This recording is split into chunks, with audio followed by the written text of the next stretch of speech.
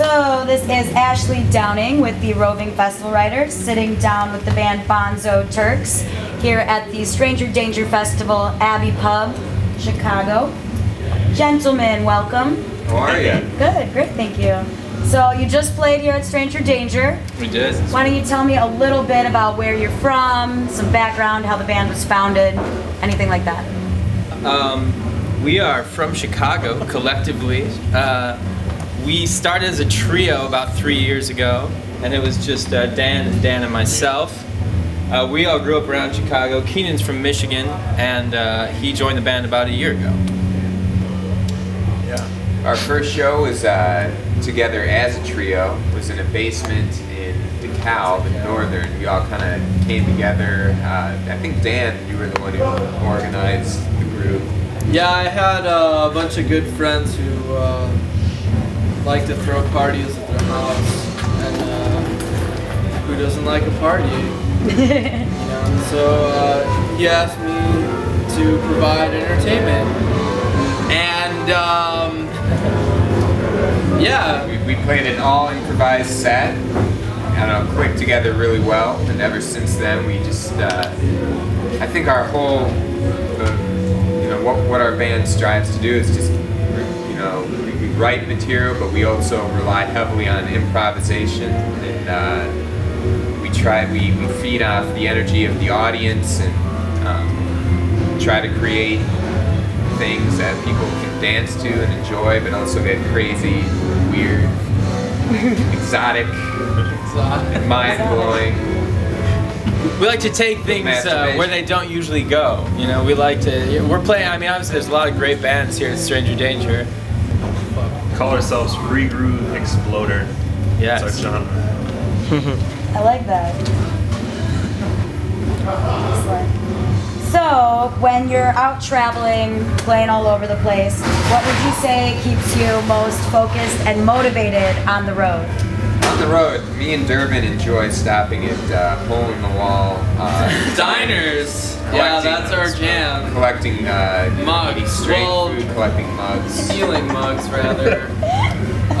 We try and pick up something at least once every trip. Sometimes it doesn't work out. Sometimes the establishments don't have particular like stealable mugs. Stealable mugs that, you know, have their name on it. So then we'll steal something else. So. Yeah, whatever. We do a lot of stealing. So that keeps you motivated? Well, we usually we look for the best places to steal from. Aspect. I mean, we've traveled and played really big rooms to like nobody. So, you know, a lot of the time when that sort of thing happens, like today, for instance, we played the 2 p.m. set, which was the first set, and we kind of acknowledged that we were going to be playing to maybe 5 people at most, and so we just kind of, you know, we're chameleons. We like to just adapt to our whatever the hell we're thrown into. You know, if it works, it works. Basically, if we can be having a lot of fun on stage, then it's a good show. It doesn't matter if there's a lot of people there. I mean, we would like there to be a lot of people there, but realistically, that doesn't always happen. And I think the other thing that Dan kind of touched on is that we, it's having fun. You know, I think I know we all do this because it's fun. You know, this might be hard to believe, but we're not in it for the money, believe it or not. And we, you know, I think it's a very rare occasion that the crowd has a better time than we do, which maybe sounds bad, but like, we just have a lot of fucking fun. We just really get down and be ourselves and let loose when we're playing with each other. So, you know, when we do hit up a crowd that's really got an open mind and is open to like anything happening, it usually goes tremendously well because it's just very, I think, apparent that we're really being ourselves and letting anything go. We don't really travel that much, going back to your question again. We usually go out to DeKalb a decent amount. We've been to Ottawa. You guys have gone out to... What's the furthest you've gone? We played the Caboose in Minnesota, and that was like, you know, it's like a 700 round. Hundreds of people. So why does playing music make you happy? Wow, what a question. I met Dan once over through playing music, so that was awesome. And I don't know, a lot of, you know, I think the best part of it is maybe like kind of the social aspect of it. I mean, in a personal way, we all get to express ourselves, you know what I mean? So we can just stand up there, be ourselves, express ourselves, say what we want to say without a filter on.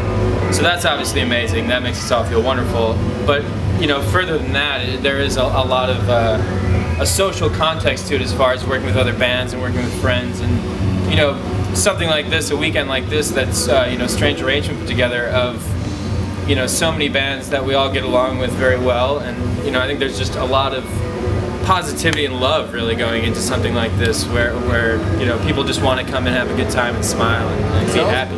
It's also just addicting. Like, I'm addicted to playing drums. Like, there's days that go by. You know, if I don't play drums for like a couple of days, I'd start jonesing, and I like need to go play more. And I think that's with all musicians. You just start playing and you get to a certain level where you love it so much, you just want to keep building your skills and keep playing and keep hearing more music. And so the biggest thing is it's like escapism. It's like you have all these things that you have in your life, like you have to pay your bills, you have to like deal with shitty customers at work if you have a shitty job, and you have to do all these things.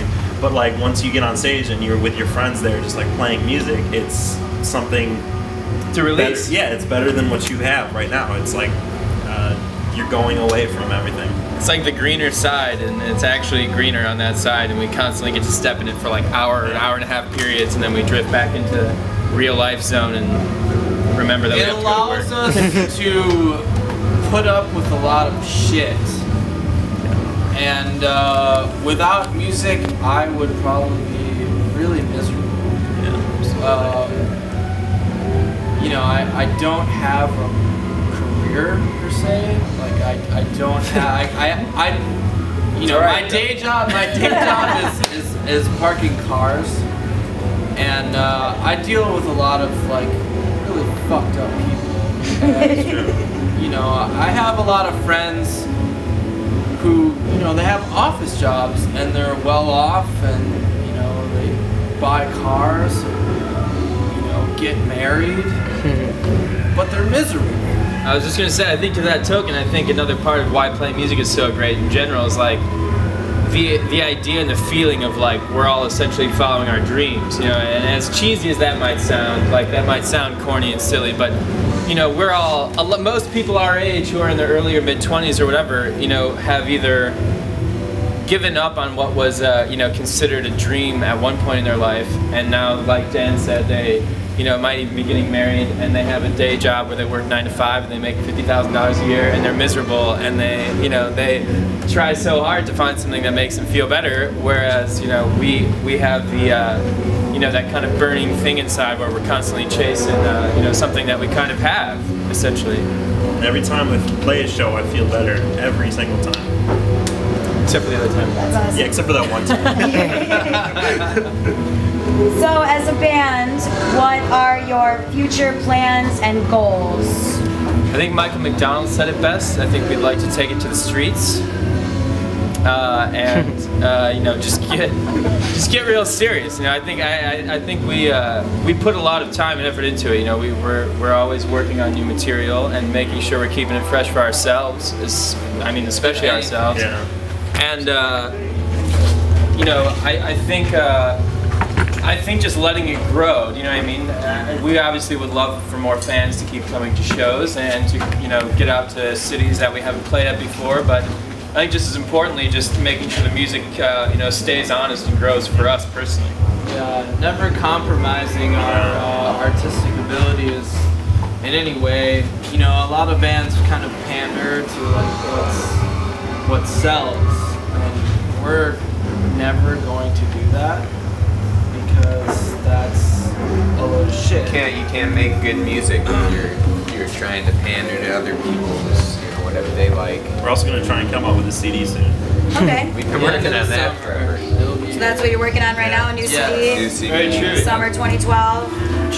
Is there anything else that you'd like to add about the band? Anything else you're working on? Anything big that you'd like to share with the public? Stay weird. Yeah. And how can we find your music and your information online? Is there the best website? Facebook. Yeah, we have a Facebook. We've got everything. Bonzo We've got Terks. Facebooks and SoundClouds and Turks with an Bandcamps. E. Yes. We got a lot of Bonzo videos on Terks. YouTube. Yes. Yeah. Come Excellent, see guys. us play. Yeah, God please. damn it. Thank you so much for sitting down with us today. Thank you Excellent for having set, us. Thank you so Stranger much. Danger. Yes, thank you. And we look forward to hearing the new album this summer. So Yeah, end of the summer. Look for it. thank you. Take care.